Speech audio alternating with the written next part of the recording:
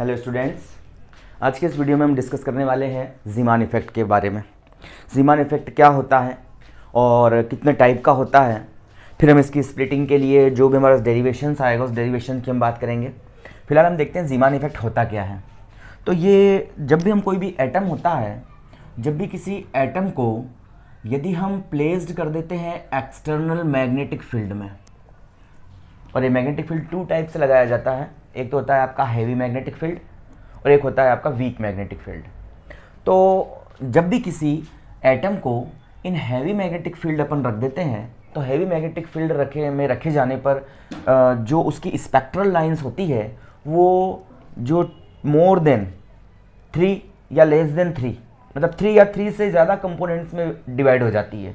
तो वही इफेक्ट कहा जाता है आपका ज़ीमान इफेक्ट। मतलब जब भी हम किसी एटम को किसी एक्सटर्नल मैग्नेटिक फील्ड में रखते हैं तो जो उसकी स्पेक्ट्रल लाइन होती है वो नंबर ऑफ कंपोनेंट्स में डिवाइड हो जाती है। जैसे हम कहते हैं जिंक, तो जिंक के लिए क्या होता है, जिंक के लिए हम कहते हैं कि भाई जब हम इसको एक्सटर्नल मैग्नेटिक फील्ड में रखते हैं तो इसके सिंगलेट का हमें डबलेट या ट्रिपलेट हमें मिलता है। मतलब वो जो सिंगल स्पेक्ट्रल लाइन होती है वो स्पेक्ट्रल लाइन 2 कंपोनेंट्स और 3 कंपोनेंट्स में डिवाइड हो जाती है। इसी प्रकार से जब हम जो सोडियम वेफर लैंप है, सोडियम से आने वाला जो लाइट है, सोडियम लाइट को जब हम एक्सटर्नल मैग्नेटिक फील्ड में रखते हैं तो उसकी 2 लाइंस होती है हमारे पास, D1 एंड D2। वो भी क्या होती है आपकी, जो D1 लाइन थी वो 4 कंपोनेंट्स में और D2 लाइन थी वो 6 कंपोनेंट्स में डिवाइड हो जाती है। तो इसको सबसे पहले स्टडी किया था ज़ीमान ने, इसलिए इस इफेक्ट को हम ज़ीमान इफेक्ट कहते हैं। तो इसका हम इसी प्रकार लिख सकते हैं कि जब भी हम किसी एटम को एक्सटर्नल मैग्नेटिक फील्ड में प्लेस्ड करते हैं तो उसकी spectral lines number of components में 3 और मोर देन 3 कंपोनेंट्स में डिवाइड हो जाती है। तो ये जो इफेक्ट कहलाता है आपका ज़ीमान इफेक्ट कहलाता है। ये जो स्प्लिटिंग हो रही है इसी स्प्लिटिंग को बोलते हैं अपन ज़ीमान इफेक्ट। अब ज़ीमान इफेक्ट जो होता है वो आपका 2 टाइप का, जैसे मैंने यहाँ शो कर रखा है। हम यहाँ पर एक जो है आपका कोर लेते हैं, सॉफ्ट आयरन कोर, और उसके ऊपर क्या करते हैं, नंबर ऑफ कॉइल्स के नंबर ऑफ टर्न्स लपेट कर हम क्या करते हैं, उसको एक्सटर्नल वोल्टेज से कनेक्ट कर देते हैं। और एक्सटर्नल वोल्टेज से कनेक्ट करके जब हम इसके बीच में कोई सोर्स रखते हैं और इस सोर्स को अपन जो है 2 टाइप से देखते हैं। एक तो परपेंडिकुलर टू मैग्नेटिक फील्ड, एक पोल N बन जाएगा, एक पोल आपका S बन जाएगा। तो इस NS के मैग्नेटिक फील्ड ऐसे होगा, इसके परपेंडिकुलर देखते हैं, और इसके पैरेलल मैग्नेटिक फील्ड ऐसे, और इसी के पैरेलल हम क्या करते हैं, यहाँ से इसको वॉच करते हैं। तो 2 आईपीस हम यहाँ पर लगा देते हैं। ये आईपीस जो होता है आपका E1, ये जो मैग्नेटिक फील्ड के पैरेलल स्पेक्ट्रम को देखता है, और ये जो आईपीस है आपका E2, ये क्या करता है, ये जो इस मैग्नेटिक फील्ड के परपेंडिकुलर स्पेक्ट्रम को देखता है। तो इस प्रकार से यहाँ पर इसमें इस तरह देखने के लिए यहाँ पर पोल के बीच में एक छोटा सा होल भी हम कर देते हैं, लंबा होल होता है जो जिसकी हेल्प से हम सीधे सोर्स से आने वाले लाइट्स को देख सकते हैं। तो इस प्रकार से इसका हम अरेंजमेंट करते हैं। अब 2 टाइप से हम यहाँ पर ज़ीमान इफेक्ट की बात करते हैं। ज़ीमान इफेक्ट 2 टाइप का होता है, एक तो होता है नॉर्मल ज़ीमान इफेक्ट और दूसरा होता है एनामोलस ज़ीमान इफेक्ट। तो नॉर्मल ज़ीमान इफेक्ट में क्या होता है, जब भी अपन कोई भी एटम है ना, इस एटम को अपन रख देते हैं स्ट्रॉन्ग मैग्नेटिक फील्ड में, स्ट्रॉन्ग मैग्नेटिक फील्ड में इसको रख दिया जाता है, ठीक है ना। When we placed an atom in strong magnetic field, तो इस कंडीशन में क्या होता है, उसकी स्पेक्ट्रल लाइन जो होती है वो 2 और 3 कंपोनेंट्स में यहाँ पर डिवाइड हो जाती है। जैसे हम यहाँ पर कहें कि आपका जिंक का अगर एटम ले लेते हैं, है ना, और जिंक के एटम को पहले स्पेक्ट्रोमीटर से देखा गया तो हमें एक इसका लाइन मिला था, और जब हमने क्या कर दिया, इसको जो है external magnetic heavy magnetic field में रख दिया हमने। ये ध्यान रखना है आप लोगों को कि नॉर्मल ज़ीमान इफेक्ट के लिए यहाँ पर क्या होना चाहिए, आपका फील्ड हैवी होना चाहिए। तो एक्सटर्नल स्ट्रॉन्ग मैग्नेटिक फील्ड में रख देते हैं, तो ये जो लाइंस होती है आपकी 2 और 3 कंपोनेंट्स में क्या हो जाती है, यहाँ पर डिवाइड हो जाती है ऐसे। तो इस तरह से का जो इफेक्ट कहलाता है, उस इफेक्ट को कहते हैं हम यहाँ पर नॉर्मल ज़ीमान इफेक्ट कहते हैं। यदि हम यहाँ से पैरेलल टू मैग्नेटिक फील्ड अगर हम देखते हैं, अगर हम यहाँ पर जो आईपीस E1 है, इस आईपीस, इसको E1 नाम दे देता हूँ, इस E1 जो कि पैरेलल है आपके मैग्नेटिक फील्ड के, जब हम इसकी हेल्प से देखते हैं इसको, तो हमें यहाँ पर जो स्प्लिटिंग होती है, ये इसकी स्प्लिटिंग 2 कंपोनेंट्स में हो जाती है। ये जो आपकी 1 लाइन जो पहले in the absent of magnetic field में हमें दिखाई दे रही थी, और स्ट्रॉन्ग मैग्नेटिक फील्ड लगाने पर जब B is not equal to 0 है, तो उस कंडीशन में अगर हम E1 जो मैग्नेटिक फील्ड के पैरेलल IP से उससे हम इसको वॉच कर रहे हैं, तो हमारे पास में ये स्पेक्ट्रल लाइन जो होती है 2 स्पेक्ट्रल लाइंस में यहाँ पर डिवाइड हो जाती है, और इस प्रकार से हमें यहाँ पर ये जो है फेनोमेनन हमें मिलता है। इस तरह से ये स्प्लिटिंग यहाँ पर होती है।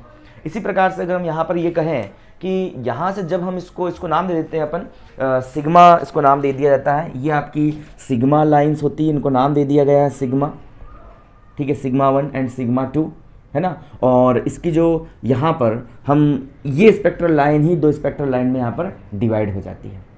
एक की फ्रीक्वेंसी, अगर इसकी फ्रीक्वेंसी अपन न्यू नॉट कह दें तो इसकी फ्रीक्वेंसी होती है new naught minus D new, थोड़ी कम, और इसकी फ्रीक्वेंसी जो होती है new naught plus d new, मतलब इससे थोड़ी सी ज़्यादा। इस तरह से ये मुझे 2 स्पेक्ट्रल लाइन मिलती है। बट अगर हम इसी चीज़ को इसी मैग्नेटिक फील्ड की हेल्प से जब हम इसको यहाँ पर परपेंडिकुलर देखते हैं, मतलब आप E2 IP से देख रहे हो जो परपेंडिकुलर है मैग्नेटिक फील्ड के, यहाँ से मैग्नेटिक फील्ड आपका ऐसे है और आप यहाँ से इसको वॉच कर रहे हो, तो इस कंडीशन में ये स्पेक्ट्रल लाइन जो होती है 3 कंपोनेंट्स में यहाँ पर डिवाइड हो जाती है। एक कंपोनेंट जो आपका कहलाता है ये पाई कंपोनेंट कहलाता है, और दोनों आउटसाइड के कंपोनेंट है ये सिग्मा कंपोनेंट कहलाते हैं, ठीक है ना। और ये जो आपका होता है यहाँ पर फ्रीक्वेंसी न्यू नॉट है, तो इसकी फ्रीक्वेंसी न्यू नॉट होती है, इसकी new naught plus d new minus D new होती है ना, और इसकी फ्रीक्वेंसी होती है new naught plus d new, ठीक है। यहाँ पर एक और बात याद रखने की है कि जब हमने इसको पैरेलल टू मैग्नेटिक फील्ड हमने वॉच किया, तो यही स्पेक्ट्रल लाइन जो होती है 2 स्पेक्ट्रल लाइन में यहाँ पर डिवाइड हो जाती है, जिनकी एक की फ्रीक्वेंसी इसकी फ्रीक्वेंसी से कुछ कम, और इसकी फ्रीक्वेंसी जो होती है इस पुराने वाली जो B=0 की फ्रीक्वेंसी से कुछ ज़्यादा होती है, जिनको हमने सिग्मा हमने नाम दिया है, ठीक है ना।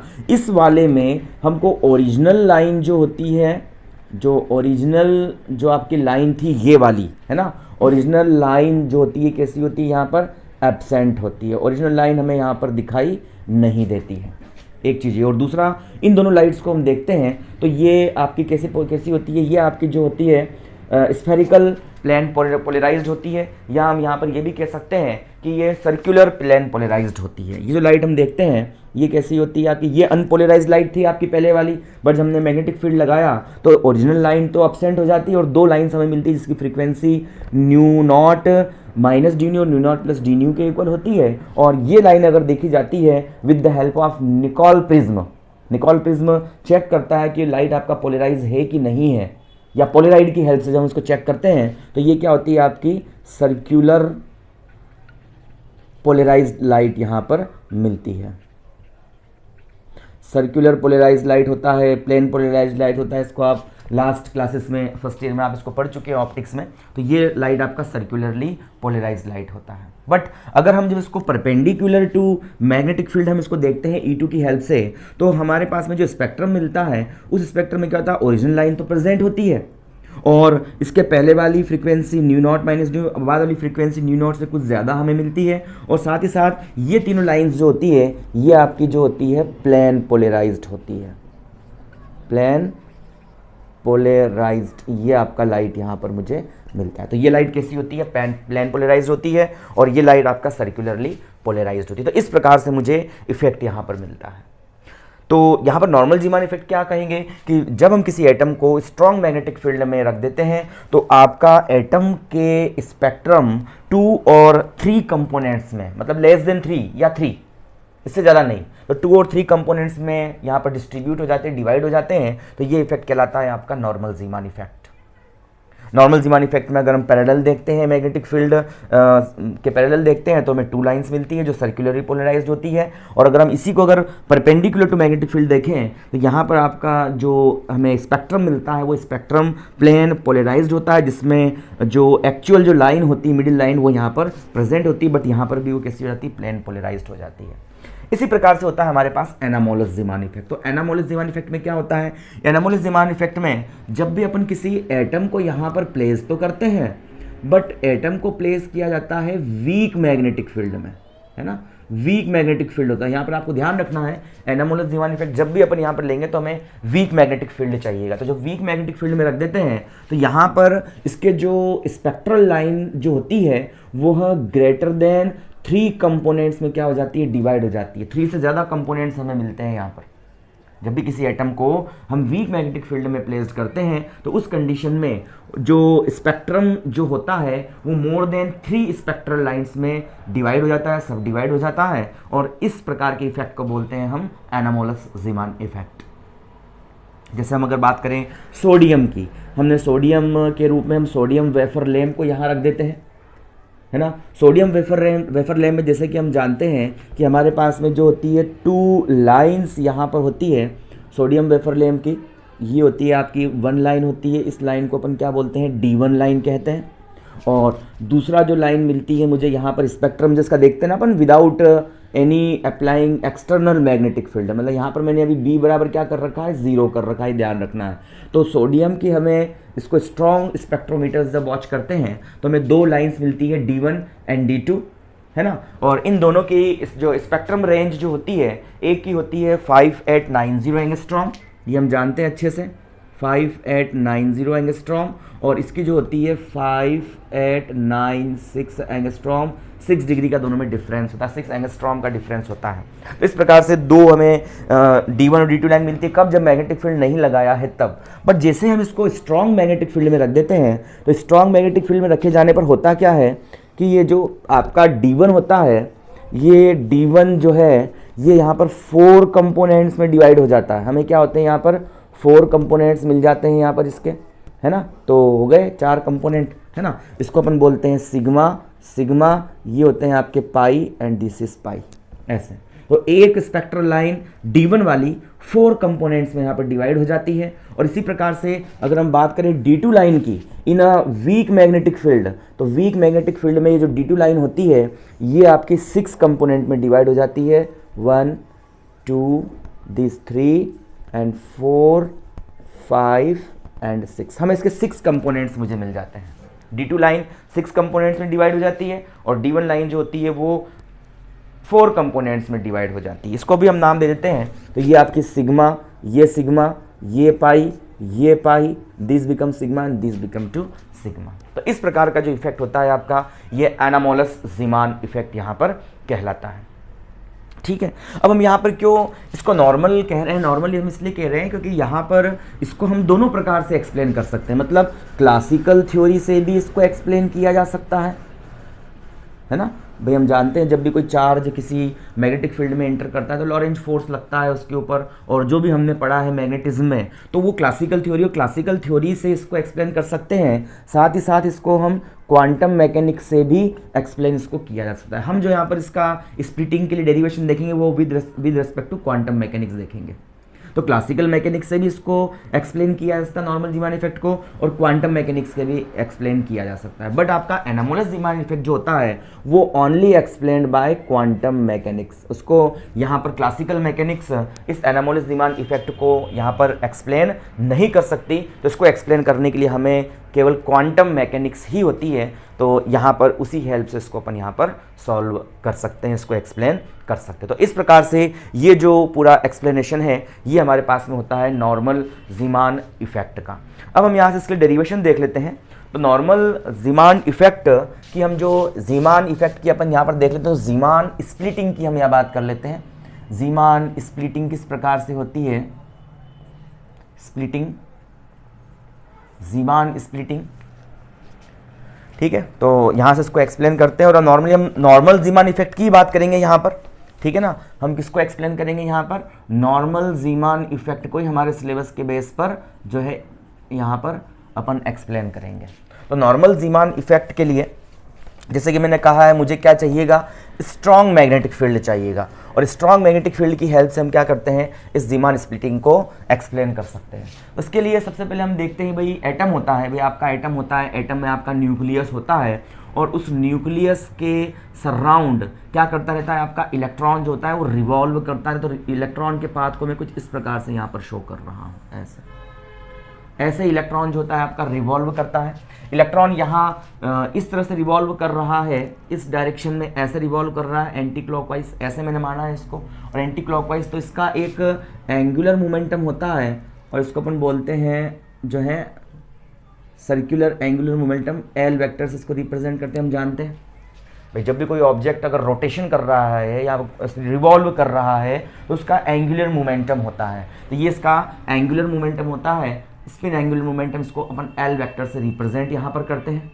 और साथ ही साथ जब इलेक्ट्रॉन यहाँ पर इस तरह से मूव कर रहा है तो इस तरह से मूव करता हुआ electron as a current loop behave करता है, तो वो अपने अपोजिट डायरेक्शन में क्या जनरेट करता है, अपने मोशन के अपोजिट डायरेक्शन में करंट को जनरेट करता है। तो करंट की डायरेक्शन कुछ इस तरह से होती है। तो यहाँ पर इस तरह से अगर हम देखें from Maxwell's screw cork rule की हेल्प से या लेफ्ट हैंड थंब रूल की हेल्प से, तो आई की डायरेक्शन इस तरफ है और हम जानते हैं एम इज इक्वल टू कितना होता है according to classical mechanics, N I A होता है।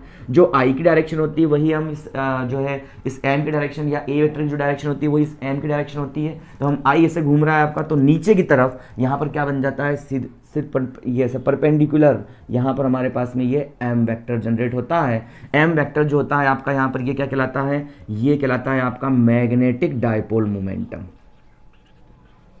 मैग्नेटिक डायपोल मोमेंटम कहलाता है, ठीक है। तो ये कहलाता है आपका मैग्नेटिक डायपोल मोमेंटम, इस तरह से बन जाता है, ठीक है। तो मैग्नेटिक डायपोल मोमेंटम नीचे की तरफ और एंगुलर डायपोल मोमेंटम एल क्या कहलाता है आपका, एल यहां कहलाता है आपका एंगुलर डायपोल एंगुलर मोमेंटम, ठीक है ना, एंगुलर मोमेंटम। और यहां से हम डायग्राम से देख रहे हैं कि दोनों की डायरेक्शन क्या है, एक दूसरे के अपोजिट होती है। अब हम क्या करते हैं, इस एटम को उठा करके हम जो है एक हैवी मैग्नेटिक फील्ड में इसको प्लेस्ड कर देते हैं ऐसे। ये मैंने हैवी मैग्नेटिक फील्ड लगा दिया कुछ इस तरह से ऐसे। ये heavy magnetic field B vector में इसको क्या कर दिया, मैंने प्लेस्ड कर दिया विद एन एंगल थीटा। मैंने जो एल के साथ थीटा एंगल बना रहा है मैग्नेटिक फील्ड, उसमें इसको मैंने प्लेस कर दिया। तो ऑब्वियसली हम जानते हैं कि यहाँ पर जो आपका जैसे हम इसको मैग्नेटिक फील्ड में प्लेस करते हैं तो अकॉर्डिंग टू लार्मर प्रिसिशन हम ये कहते हैं कि आपका ये मैग्नेटिक फील्ड है और ये इलेक्ट्रॉन है, ये इलेक्ट्रॉन इसके चारों तरफ क्या कर लगता है, प्रिसिशन करने लगता है, रिवॉल्व करने लगता है, रिवॉल्विंग होती है। और आपका जो एंगुलर मोमेंटम जो होता है इस मैग्नेटिक फील्ड के जो चारों ओर क्या करने लगता है, यहाँ पर जो है ये इसका प्रिसिशन यहाँ पर चालू हो जाता है, ये ऐसे प्रिसिशन करने लगता है। तो इसको मैं कुछ इस तरह से रिप्रेजेंट अगर कर देता हूँ, ऐसे ही इसके प्रिसिशन चालू हो जाते हैं और ये इस तरह से प्रिसिशन करने लगता है इसके चारों ओर, इस तरह से ऐसे इसके प्रिसिशन चालू रहते हैं एक और मैग्नेटिक फील्ड के चारों ओर। तो यहाँ से ये हो गया इतना, ये वाला हो गया आपका प्रोजेक्टाइल, एल का बी पर प्रोजेक्टाइल बनता है, ये वाला कंपोनेंट होता है, ठीक है ना। और इस तरह से यहाँ पर जो है आपका ये एल वेक्टर है, ये होगा आपका जो है एम एल। अरे मैग्नेटिक डायपोल मोमेंटम की हमने बात करी थी, मैग्नेटिक डायपोल मोमेंटम उसका एल कंपोनेंट, एल पर डिपेंडेंसी वाला। तो यहाँ से इस तरह से इसके प्रिसिशन चालू हो जाते हैं और ये कंटिन्यूसली क्या करने लगता है, चारों ओर प्रिसिशन करने लगता है इस मैग्नेटिक फील्ड के आपका मैग्नेटिक जो मोमेंटम होता है वो। अब यहाँ से ये जो अपन ये कह दें कि इसको मैं बोल देता हूँ कि ये जो वैल्यू होती है एल है ना, एल वेक्टर है और ये इसका जो है मैं इसको इसकी वैल्यू जो होती है हम जानते हैं, जो एल की जो वैल्यू होती है इन अकॉर्डिंग टू आपका क्वांटम मैकेनिक्स, उसकी वैल्यू को मैं क्या कह सकता हूँ, यहाँ से मैं बोल सकता हूँ L into L plus one under root के अंदर, यही तो इसकी वैल्यू होती है। तो L into L plus one under root के अंदर इसकी ये वैल्यू होती है हम जानते हैं, और एच कट होता है साथ में, ठीक है ना भाई। क्वांटम मैकेनिक्स में हमने कहा इस चीज़ को भाई एम एल एच कट, हमने पहले भी इसकी बात करी है और इसकी वैल्यू हमने निकाली है। तो एम एच कट और एम क्या है आपका under root L into L minus one. तो ये वैल्यू जो होती है ये तो होती है आपकी अंडर रूट में L into L plus one, ये वैल्यू होती है आपकी कौन सी, ये जो है आपका जो प्रिसिशन कर रहा है जो आपका मैग्नेटिक डायपोल एंगुलर मोमेंटम है, उस एंगुलर मोमेंटम की क्वांटम मैकेनिक्स में ये यहाँ पर वैल्यू होती है, ठीक है। और इस तरह से ये इसके चारों ओर क्या करता है, प्रिसिशन करता है। और ये जो वैल्यू होती है आपकी यहाँ पर,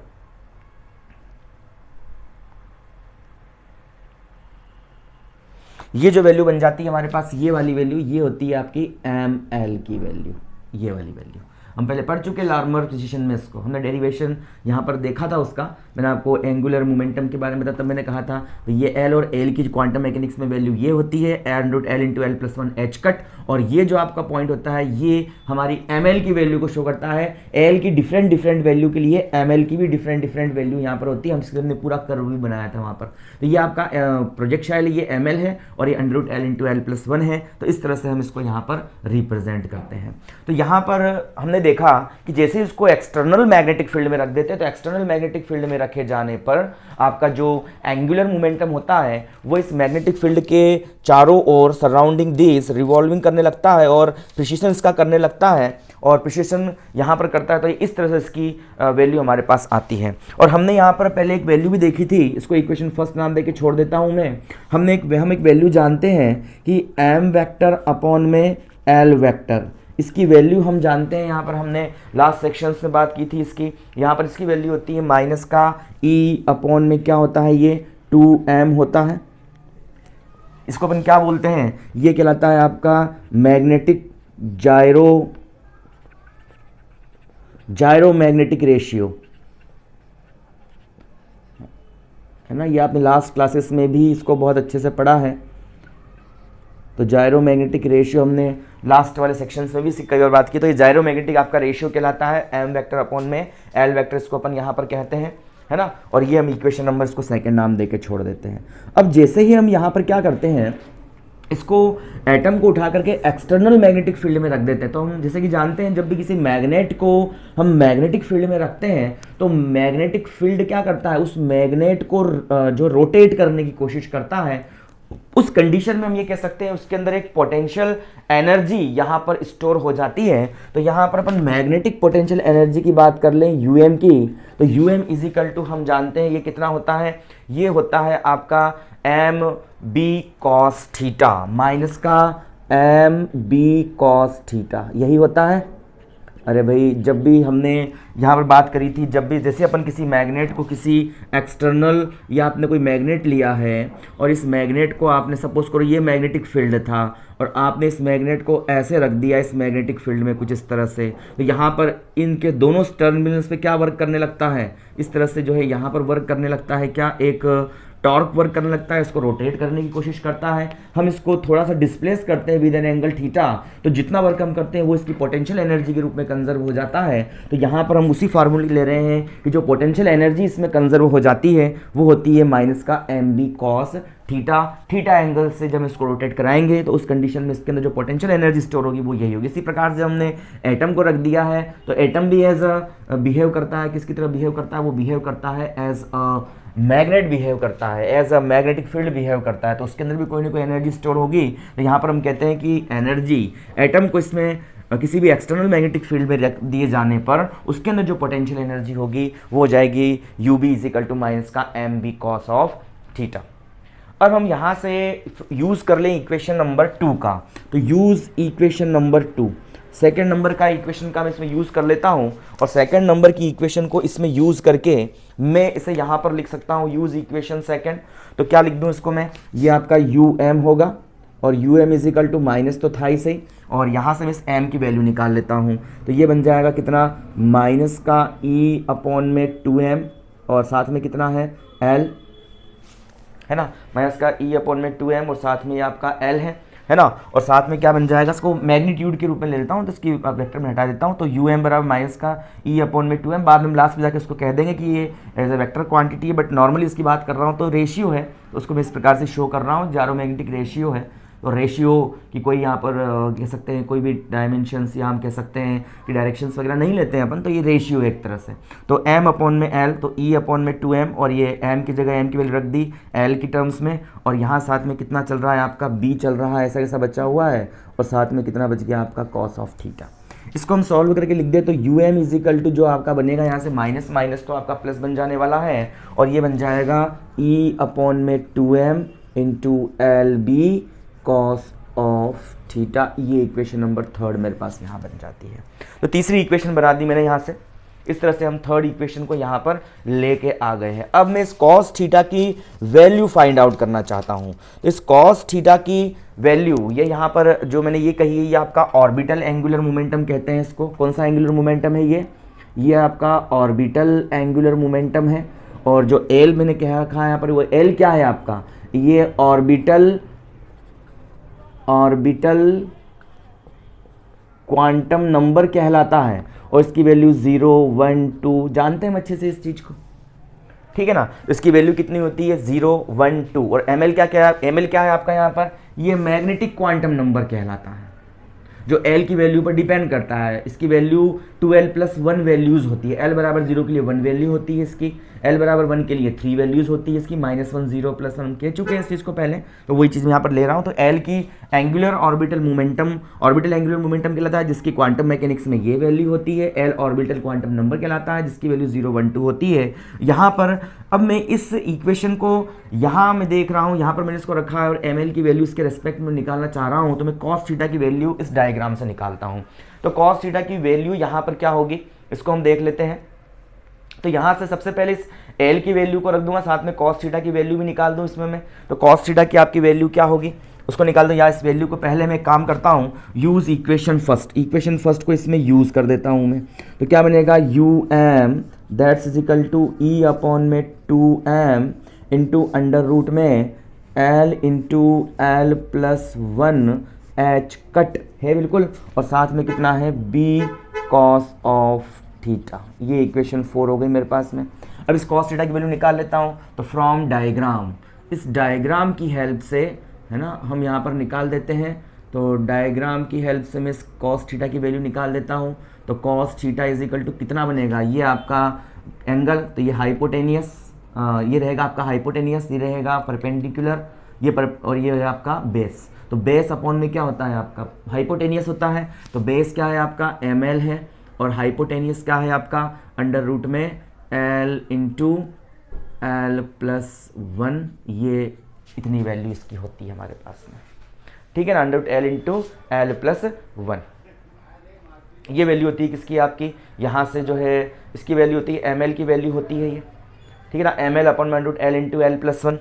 और अकॉर्डिंग टू क्वांटम L की वैल्यूज ही होती है, बट L के जो अपन यहाँ से बात करते हैं वो under root L into L+1 होती है। यहाँ ऑर्बिटल क्वांटम नंबर की वैल्यू इतनी होती है। तो यहाँ पर ये वैल्यूज अपन पुटअप कर देते हैं। तो यहाँ से मैं कहता हूँ cos theta is equal to ml upon में under root L into L+1। ये वैल्यू मेरे पास में है, इसको मैं यहाँ पुटअप करने जा रहा हूँ। तो यहाँ से हम देख रहे हैं कि देखो यहाँ से जो है L into L+1 cos theta, तो under root L into L+1 cos theta, इस पूरी जगह क्या लिख सकता हूँ मैं, ml लिख सकता हूँ। सीधे ml की वैल्यू निकाल लूँ डायरेक्ट यहाँ से रखने की बजाय। तो अंडर रूट में कितना है, L इंटू L+1, और साथ में कितना है, ये कॉस ऑफ थीटा है, ठीक है ना।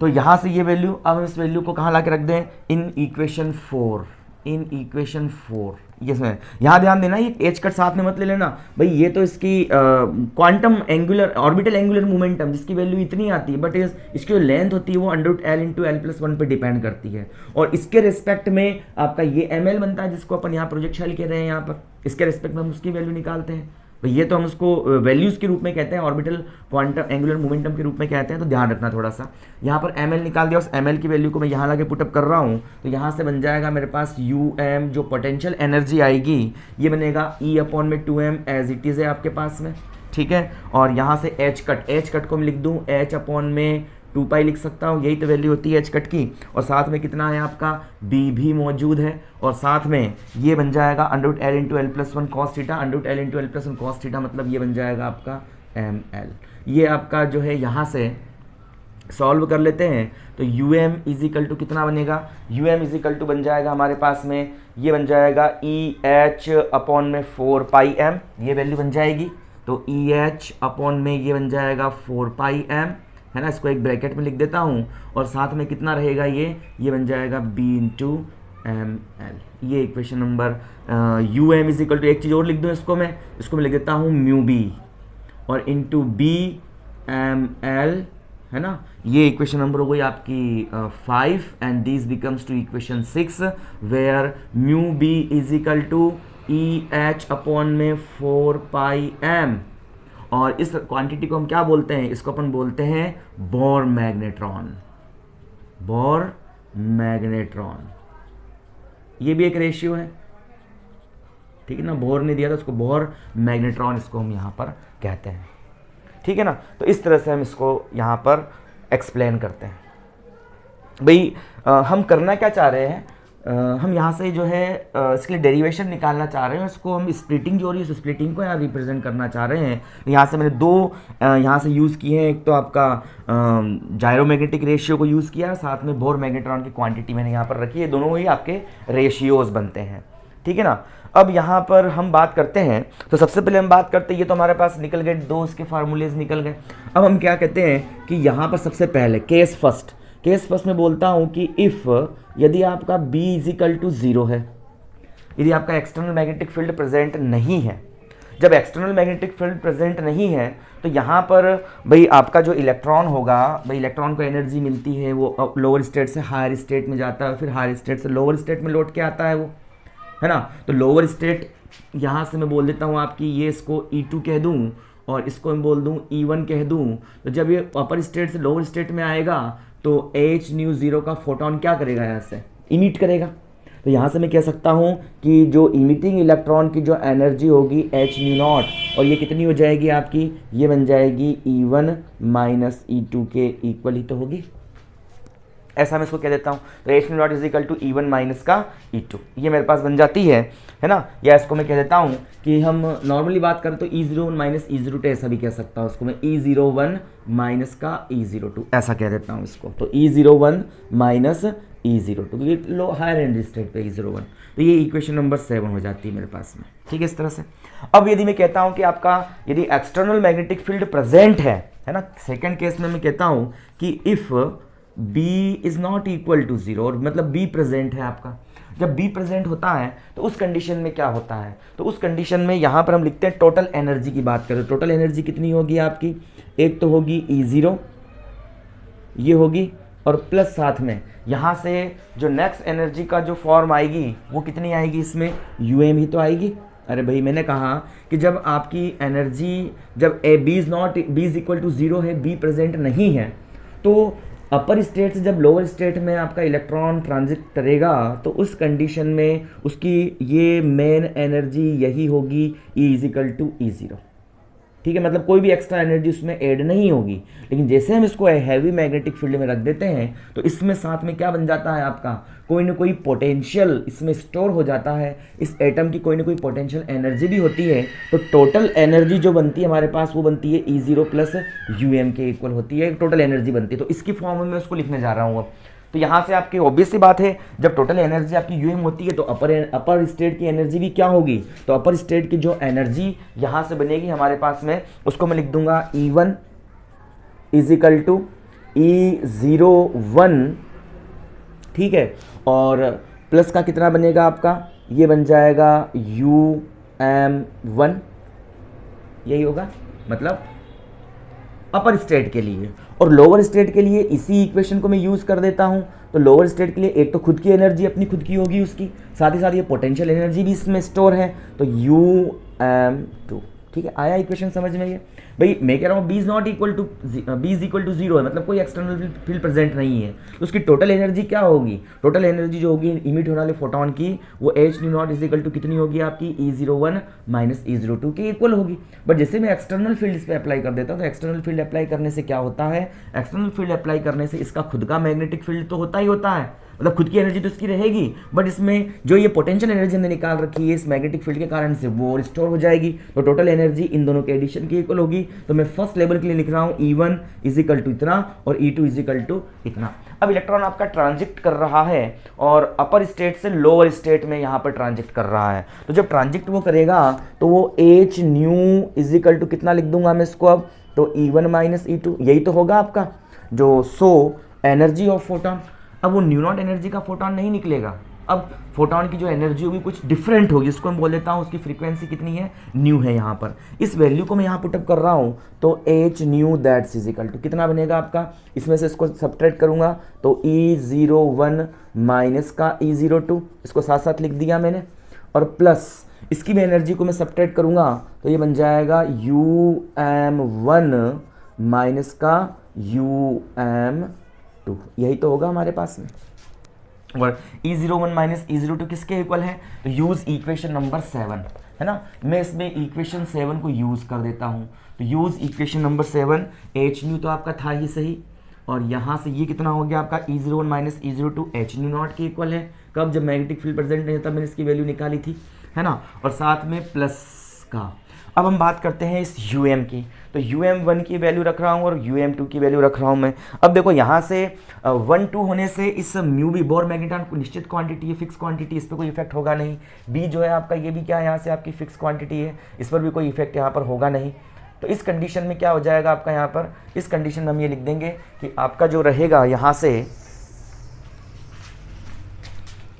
क्या वैल्यू होगी यहाँ से आपकी, तो ये वैल्यू बन जाएगी E01 माइनस E02, ये मैंने new not H new not रख दिया है, प्लस UM1 की वैल्यू कितनी होगी, तो इस पर कोई इफेक्ट होगा नहीं, ये तो बाहर निकल जाएंगे, ये बन जाएगा ML1। भाई L बराबर 1 के लिए, फर्स्ट एनर्जी लेवल के लिए हम जानते हैं L की वैल्यू S ऑर्बिट के लिए 0 होती है ना, P ऑर्बिट के लिए 1 होती है, D ऑर्बिट के लिए 2 होती है, तो उसी प्रकार से चेंज होगा इसमें। तो इसको मैं फाइनली लिख देता हूँ कॉमन निकाल के, म्यू बी ऐसा, और साथ में इन द ब्रैकेट ये बन जाएगा ML1 माइनस का ML2, यही तो वैल्यू होगी हमारे पास, ML1 माइनस ML2। ठीक है, तो ये मैंने इक्वेशंस यहाँ पर लिख दी है। अब यहाँ से हम ये कहें कि H इसमें से कॉमन निकाल के हम कैंसिल कर देते हैं, और साथ ही साथ इस म्यू बी की वैल्यू भी रख देता हूँ मैं। तो H को कॉमन निकाल के मैं कैंसिल करने जा रहा हूँ, तो H मैंने कॉमन निकाल लिया इसमें से, ये न्यू नॉट बचा, प्लस म्यू बी की वैल्यू कितनी है आपकी, EH अपॉन में कितनी है, ये 4 पाई m है ना, साथ में B भी है, बट इसमें H था नहीं, है ना, इसमें जाओ H, चलो ठीक हो, देखें H मैंने कॉमन ही निकाल लूँ सीधा, इसमें से डायरेक्ट कॉमन ही निकाल लेता हूँ इसको मैं, H कॉमन ही निकाल लिया मैंने, भाई म्यू बी जगह रख दिया, H अपॉन में 4 पाई और H को कॉमन निकाल लिया, है ना, तो इसलिए यहाँ पर ये और ये बन जाएगा आपका ML1, और ये बन जाएगा माइनस का ML2। ये कंडीशन हमारे पास हो जाएगी, H से H आपका कैंसिल हो जाएगा, तो न्यू इजिकल टू कितना बन जाएगा मेरे पास में यहाँ पर, तो न्यू इजिकल टू जो हमारे पास बचेगा न्यू नॉट और प्लस का EB अपॉन में 4 पाई m, ये बच जाएगा, और ML1 माइनस ML2 को मैं लिख दूँ डेल ML, मतलब change in magnetic dipole momentum, है ना, जो आपकी मैग्नेटिक क्वांटम नंबर है, change in magnetic quantum number, del ML में इसको यहाँ पर लिख देता हूँ, तो डेल ML ये वैल्यू मेरे पास बन जाती है, और इसको इक्वेशन नाम दे देता हूँ मैं, इक्वेशन नंबर 8 नाम दे देता हूँ। तो इस तरह से ये इक्वेशन मेरे पास में बन जाती है, और ये हमारे पास में स्प्लिटिंग के बाद में जो फाइनल इक्वेशन मेरे पास बनती है यहाँ पर, वो इक्वेशन कुछ इस तरह से यहाँ पर बन जाती है। अब हम यहाँ सिलेक्शन रूल की बात करते हैं, तो सिलेक्शन रूल यहाँ पर क्या कहता है, सिलेक्शन रूल क्या कहता है, सिलेक्शन रूल कि इलेक्ट्रॉन केवल उन्हीं ऑर्बिट्स में रिवॉल्व कर सकता है जिसके लिए L की वैल्यू जो है 0 1 2 इसकी टर्म्स में हो। तो मैं L इजिकल टू यहाँ से ले रहा हूँ 1 की बात करता हूँ, तो इसके लिए ML की कितनी वैल्यू होती है, ML की 2L प्लस 1 वैल्यू होती है, ये हम जानते हैं इस चीज़ को। भाई L की किसी एक वैल्यू के लिए ML की 2L प्लस 1 वैल्यू होती है, हम पहले कह चुके हैं। तो यहाँ से इस ML की वैल्यू कितनी आएगी, 3 वैल्यू। अगर ML की वैल्यू हम जानते हैं माइनस L2 प्लस L तक होती है, तो इसकी 3 वैल्यू बनेगी, ML की -1 0 एंड +1, ऐसी वैल्यू आएगी इसके लिए। ML की 3 वैल्यूज मिल जाएगी मुझे इसके लिए, ठीक है ना। तो सबसे पहले डेल ML की मुझे 3 वैल्यू यहाँ से मिल रही है, L की किसी एक वैल्यू के लिए, डेल ML की 1 के लिए मुझे 3 वैल्यू, अगर L बराबर 2 ले लूँगा तो 5 वैल्यू, -2 -1 0 1 एंड 2, ये सिलेक्शन रूल से हम जानते हैं अच्छे से। अब मैं यहाँ से L बराबर 1 के लिए ये 3 वैल्यूज़ मुझे मिलती है, इन 3 वैल्यूज़ को मैं ऊपर रख रहा हूँ। इफ़ यदि मैं बोल देता हूँ कि आपका L इजिकल टू -1 है, तो सो यूज़ इन 8, इसको मैं 8 में यूज़ कर देता हूँ, तो क्या बनता है, तो nu is equal to nu naught minus का EB अपॉन में 4 पाई m, ये वैल्यू मेरे पास मिलती है। और इस क्वांटिटी को मैं बोल देता हूँ कितनी, nu is equal to nu naught minus D nu, ये इक्वेशन नंबर 9 आ जाती है। अगेन इफ़ मैं L इजिकल टू 0 ले लेता हूँ, दूसरी वैल्यू यहाँ 0 रखूँगा, तो न्यू इजिकल टू क्या बनेगा आपका, न्यू नॉट बनेगा, इक्वेशन नंबर 10 आती है। है ना। और इसी प्रकार से इफ़ यदि मैं L इज इक्वल टू +1 ले लेता हूँ सिलेक्शन रूल से, तो ये वैल्यू यहाँ पर डेल एम एल की वैल्यू रखूँगा तो nu is equal to nu naught plus कितना बन जाएगा आपका EB/4πm। ये इक्वेशन नंबर 11 आ जाती है। ये वैल्यू थी m बराबर l बराबर -1 के लिए। ये तो ये इस प्रकार से हम कहते हैं कि जब भी अपन किसी मैग्नेटिक फील्ड में रख देते हैं किसी भी एटम को, तो एटम को मैग्नेटिक फील्ड में रख दिए जाने पर उसकी जो नॉर्मल स्पेक्ट्रम लाइन होती है वो 3 स्पेक्ट्रल लाइन में डिवाइड हो जाती है। ये तीनों स्पेक्ट्रल लाइंस जो होती है सर्कुलर पोलराइज होती है और इसमें एक की फ्रीक्वेंसी ओरिजिनल जो स्पेक्ट्रम की फ्रीक्वेंसी के इक्वल होती है, दूसरी जो वेव मिलती है उसकी फ्रीक्वेंसी इससे कुछ कम, और जो अगली लास्ट वेव जो मुझे मिलती है, लास्ट जो मुझे स्पेक्ट्रम मिलता है उसकी फ्रीक्वेंसी इस ओरिजिनल फ्रीक्वेंसी से कुछ ज़्यादा मुझे मिलती है। और इसको मैं क्या लिख सकता हूँ यहाँ से, इसको मैं लिख दूँ डेल न्यू नॉट और प्लस का डी न्यू, ऐसे इसको लिख सकते हैं। तो इस प्रकार से 3 मुझे यहाँ पर स्पेक्ट्रल लाइन्स फाइंड आउट हो जाती है।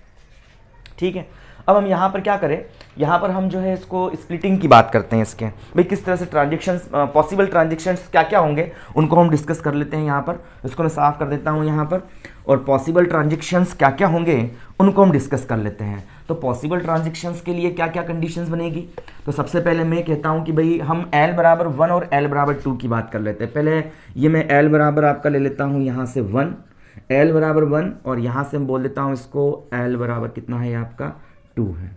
और L बराबर 0 की बात करनी ना, L बराबर 0 का मतलब क्या होगा, ml की 1 ही वैल्यू होगी L बराबर 0 के लिए, जो 0 होगी खुद ही, तो उसको हम वहाँ पे मतलब कोई इफेक्ट नहीं होगा इस चीज़ का, उसका जो मैग्नेटिक क्वांटम नंबर है वो 0 होता है। इसलिए L बराबर 1, L बराबर 1 से हमारा मतलब होता है क्या होता है, p ऑर्बिट होता है।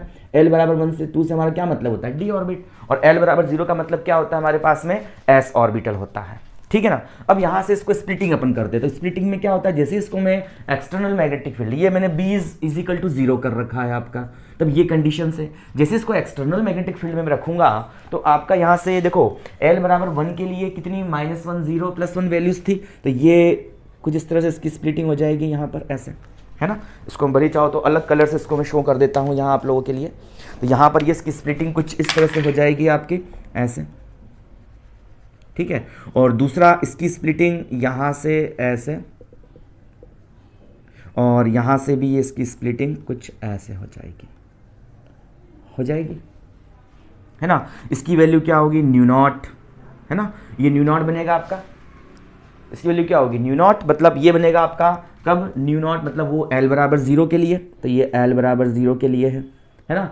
ये वैल्यू आपकी जो ऊपर वाली जो वैल्यू है वो क्या बन जाएगी आपकी, यहाँ से ये नीचे वाली वैल्यू -1, तो L इज इक्वल टू -1 के लिए कुछ कम, और ये L इज इक्वल टू किसके लिए आपका, यहाँ से जो है 1 के लिए, ऐसे ही होगा, है ना। थोड़ा सा और इसको आगे तरफ अगर खींच दें हम, क्योंकि आगे इसकी ज़रूरत पड़ने वाली है मुझे, यहाँ से ऐसे और ये ऐसे। अब यहाँ लिख देता हूँ मैं -1 0 एंड +1। इसी प्रकार से L बराबर 2 होता है, तो L बराबर 2 के लिए ml की कितनी वैल्यू आती है, 5 वैल्यूज़ आती है हमारे पास में।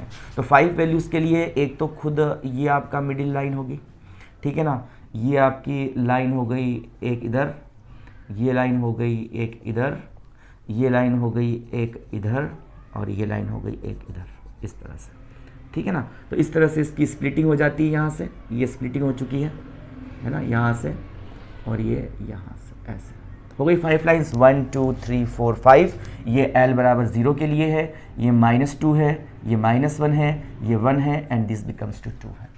अब सिलेक्शन रूल क्या कहता है, सिलेक्शन रूल ये है कि ट्रांजेक्शन्स पॉसिबल होंगे तो इन 3 चीज़ के लिए पॉसिबल हो रहे हैं, क्या, -1 0 एंड +1 के लिए। तो ट्रांजेक्शन किस तरह से होंगे, तो पहली वैल्यू हम देखते हैं कि कब कब वैल्यू आपकी -1 होगी। तो -1 के लिए क्या क्या ट्रांजेक्शन्स होंगे उसको हम देख लेते हैं। तो यहाँ से हम कहते हैं कि अगर मैं यहाँ से इस काम को करूँ कि एक तो ट्रांजेक्शन होगा आपका क्या, -1 की बात कर रहा हूँ, तो -2 और -1 मतलब -1 आ जाएगा, मतलब -2 से आपका ट्रांजेक्शन किस में हो जाएगा, इस -1 में ट्रांजेक्शन हो जाएगा, -2 -1। और यहाँ से -1 -0 मतलब सेकंड, ये ट्रांजेक्शन आपका कुछ ऐसे रहेगा, ऐसे रहेगा इसमें, -1 0 मतलब -1, और 0 -1 मतलब -1, ये ट्रांजेक्शन आपका अगला होगा, हो गई। जीरो मतलब -1 के लिए 3 ट्रांजेक्शन्स पॉसिबल होंगे। दूसरी हम बात करते हैं एल की वैल्यू, जब आपकी एम की वैल्यू 0 है तो कौन कौन से पॉसिबल ट्रांजेक्शन्स होंगे कि इसकी टोटल वैल्यू 0 हो जाए। तो सबसे पहले एक तो हम ये कह दें कि आपका जब 0 से जो है 0 में ट्रांजेक्शन हो तब इस वाली वैल्यू के लिए, तो 0 - 0 मतलब 0 ही होता है आपका, ठीक है ना। और दूसरा ट्रांजेक्शन क्या होगा आपका कि यहाँ से 0 से आपका जो है यहाँ से -1 से ट्रांजेक्शन किस में हो जाए आपका +1 में हो जाए, तो ये ट्रांजेक्शन आपका हो जाए ऐसे, देखो -1 से यहाँ पर +1 में, तो 0 हो गया है ना, मतलब दोनों का अंतर 0 हो जाएगा। या फिर हम एक काम करेंगे 1 से, देखो एक इसमें ये कर देता हूँ पहले, 2 से -2 में, ऊपर से ले लेते हैं भले इसको, ये 2 से -2 में, क्योंकि 2 - -2 मतलब 0। फिर 1 से आपका -1 में, क्यों 1 - -1 मतलब 0 है ना। और फिर 0 से आपका ट्रांजेक्शन कहाँ होगा, 0 से ट्रांजेक्शन जो हो जाएगा यहाँ पर, रुको एक बार, अपर से लोअर स्टेट में आना है मुझे, यहाँ गलत कर दिया हमने इसको थोड़ा सा, अपर स्टेट से मुझे लोअर स्टेट में आना है। तो यहाँ ये लोअर स्टेट, ये अपर स्टेट है, तो यहाँ से मैं काम करूँ कि माइनस, और ये जो आपका 2 है, 2 से ट्रांजेक्शन करना है मुझे यहाँ पर, इस वाली पोजीशन पे ट्रांजेक्शन होना चाहिए इसके अपर लेवल से। तो कहाँ से पॉसिबल ट्रांजेक्शन्स आपके रहेंगे, तो अपर लेवल से डेल ML बराबर 0 के लिए क्या होगा आपका 1 से ट्रांजेक्शन होगा 1 में, 1 से ट्रांजेक्शन होगा आपका 1 में, ये वाला ट्रांजेक्शन पॉसिबल हो जाएगा। ये 1 से ट्रांजेक्शन हो गया आपका 1 में, ये ट्रांजेक्शन है, क्यों, अरे भाई 1 और -1 0 हो गया आपका डिफरेंस इसका।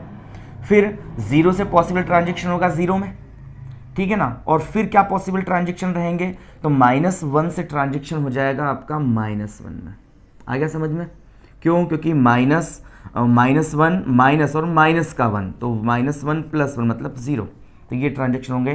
तो ये जो ट्रांजेक्शन है ना शुरू वाले, ये वाले ट्रांजेक्शन्स, ये डेल ML बराबर किसके लिए है, -1 के लिए है।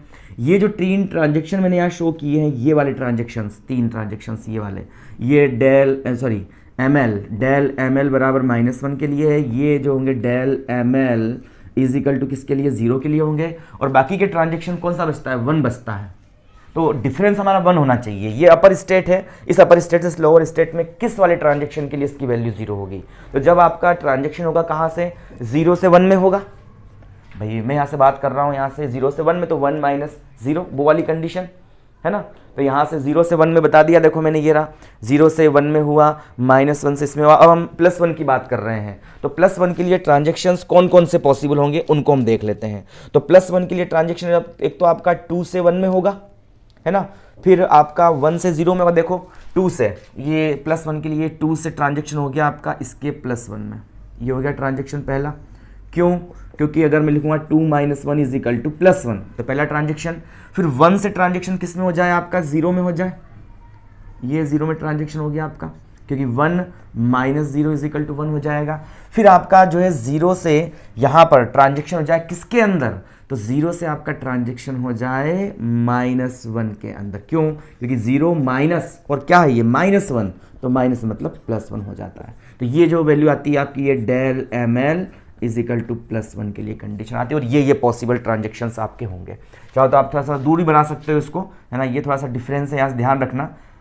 इसको मैंने यहाँ से बनाया, यहाँ से थोड़ा सा पास खींच देता हूँ उसको, ताकि दिक्कत नहीं रहे आप लोगों को। ये ट्रांजेक्शन हुआ है आपका, ये वाला ऐसा ट्रांजेक्शन, ठीक है ना। ये डेल ML बराबर -1 के लिए।